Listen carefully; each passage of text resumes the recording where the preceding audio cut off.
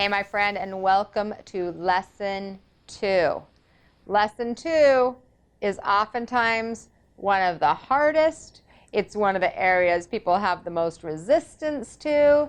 And yet, man, when you step through Lesson 2, there is so much freedom and love on the other side.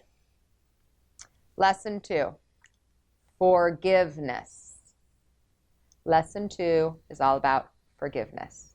Well, first off, let's talk about forgiveness. What does forgiveness mean? Forgiveness means to give to. To give to. So you either give to yourself that forgiveness, or you give to someone else. And when we think about that, oftentimes we think, well, I don't want to give them anything. But the reality of it is all you're doing is giving the energy back. The energy of pain, the energy of anger, the energy of sadness, the energy of hatred. You're just giving it back. But you're giving it back from a place, actually, I know, take a gulp, of love. You see, my friend, we are all teachers. And we're all students. Sometimes we don't remember if we signed up for the role of teacher or the role of student. Oftentimes people think the kids are the students and the parents are the teachers. That's not always the way it is. Certainly was not that way in my life. So sometimes we're teaching experiences, lessons for people, and we teach people from either a perspective of what to do, or sometimes it's what not to do. Forgiveness helps us to give to ourselves or someone else. And what we're giving and what we're seeing is the value in the experience. So as I just talked about, being able to see the greater vision, the picture, right? The higher perspective in Lesson 1, seeing the bigger picture. Now, not only do I see the bigger picture, but I truly recognize for myself and maybe for others that are involved as well, the value, the purpose, the silver lining in the situation, the circumstance, or the behavior of that particular experience that I need to forgive. So when we're looking for forgiveness, when we want to forgive someone else or ourselves, what leads to forgiveness, from my experience, is finding the value in the experience, finding the value in the situation, finding the gift, the blessing, the silver lining. And you might say to me, well, Sunny, you know what? There isn't one. There just isn't. It was just the most horrific thing that there's ever been. And I'd take a deep breath. And I'd hold your hand and look in your eyes. And I'd say, I hear you. I hear you. That it doesn't feel like there was any value or purpose in the things that have happened that have been so difficult in your life. And I am going to challenge that a bit. Because remember, throughout these steps, we've also been talking about how everything happens for a reason and how there are no mistakes. We can't believe that and then think that there was no value. There has to be value.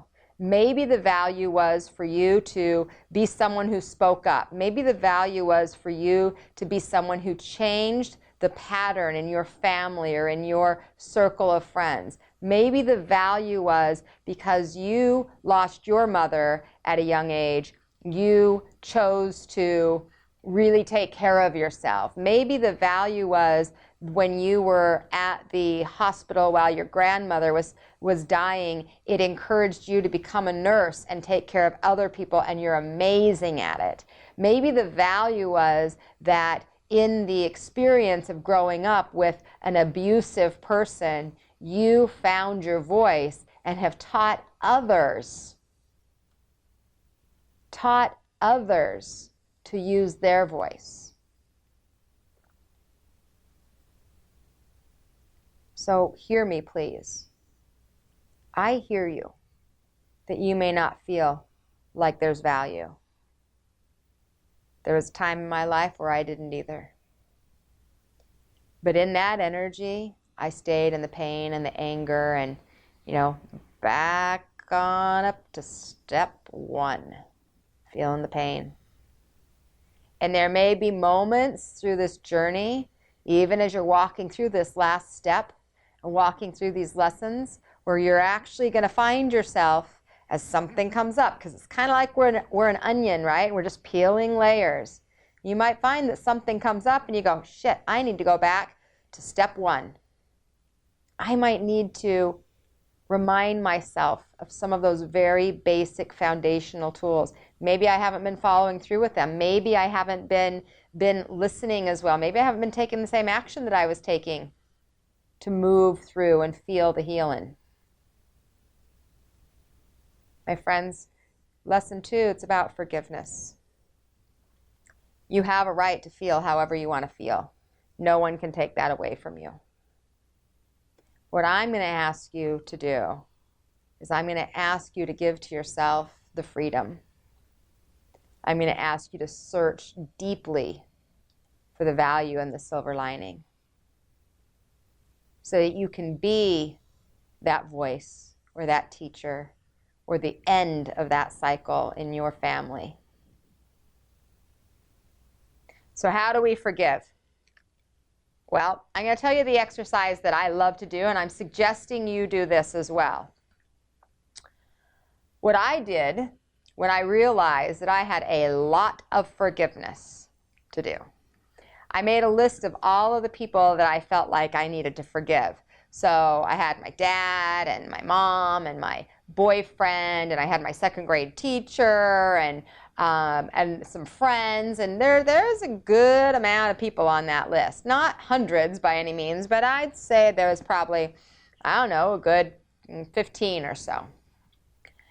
And so I wrote the list. I didn't know what to do with it. I read these books. I watched, back in the day, beta video tapes. I listened to audios about how to forgive, but either I didn't follow through with them or that technique didn't work for me. So instead of trying to figure out how to do it based on that, I just went straight to the source and I asked my angels. Archangel Zadkiel is the angel of forgiveness. And so what I started to do was ask him to help me to forgive myself and others, myself and others, myself and others.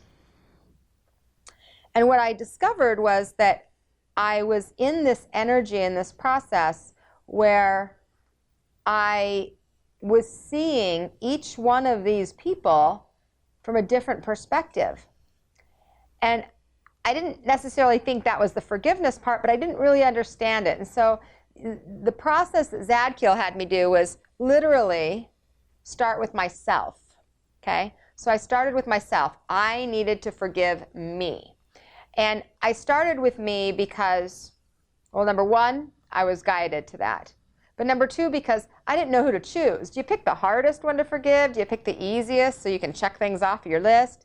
And I just thought, well, gosh, I'm the common denominator. So if I can forgive me, then the rest has got to be easy. Because, there's nowhere for me to hide from me. I can have those other people, some of them were out of my life, but I can't be out of my own life. Unless I, drug myself or drink myself to a place where I'm no longer connected at all. And I didn't want to do that. So I started with me. And as I went through my entire life, like all of the pains and all of the shames and all of the guilts, my only job was to find the value in every single one of those experiences. That was my only job. That's all I had to do. I know, that's all I had to do. Like, that sounds very simple, right? And it was not easy at all.